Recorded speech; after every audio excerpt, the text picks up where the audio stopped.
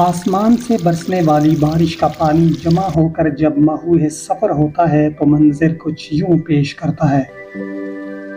जब उसे कैमरे की आंख में महफूज किया जाए तो कहीं आबशार, कहीं दरिया और कहीं झील का मंजर नजर आता है।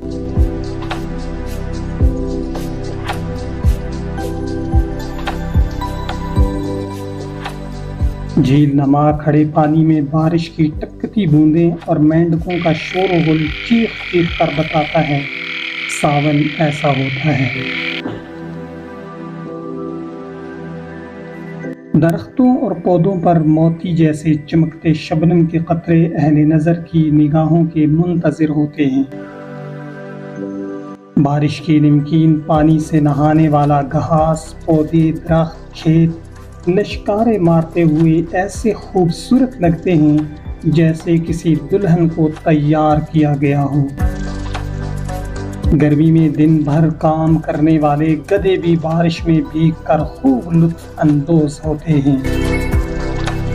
छतों से टपकने वाले पानी को बरसाती प्रणाली के नीचे बाल्टियां रखकर महफूज कर लिया जाता है। बरसात से मोहब्बत करने वाले मेंढक बाहर निकलकर खूब एंजॉय करते हैं।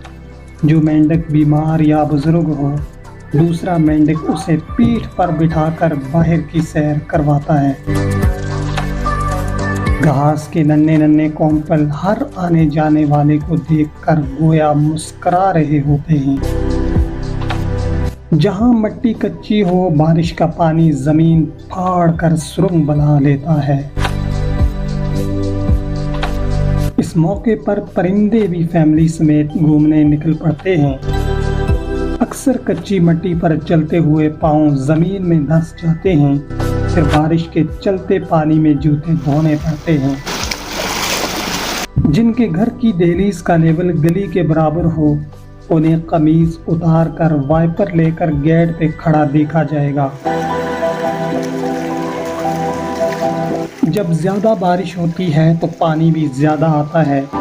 गली दरिया का मंजर पेश करने लगती है।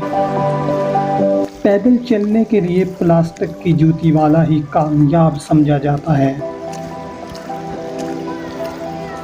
सावन में अक्सर बिन बुलाए मेहमान, कीड़े मकोड़े, हशरात घरों में घुसने की कोशिश करते रहते हैं।